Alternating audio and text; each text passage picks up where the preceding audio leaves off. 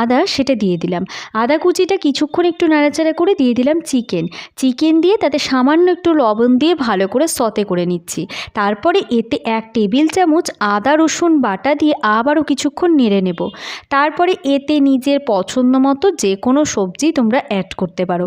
আমি এখানে সবজি হিসেবে দিয়েছিলাম ক্যাপসিকাম, বিনস, গাজর এবং টমেটো, আর দিয়েছিলাম পেঁয়াজ কুচি একটা বড় সাইজের। তবে সব সবজিগুলোই আমি এখানে কিন্তু লম্বা লম্বা করে এইভাবে কেটে নিয়েছি।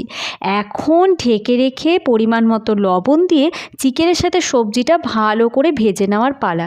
খুব বেশি কিন্তু দরকার নেই ভাজার, অল্প কিছুক্ষণ ঢেকে রেখে ঢাকা সরিয়ে এতে 3 রকমের সস দিলাম, যেমন টমেটো সস, সয়া সস এবং চিলি সস দিয়ে চিকেন এবং সবজির সাথে ভালো করে নাড়াচাড়া করে নেব। এখন আমাদের মেন উপকরণে এন্ট্রি হলো। যেহেতু বানাচ্ছি ম্যাগি সুপি নুডলস, তাই ম্যাগি তো লাগবেই।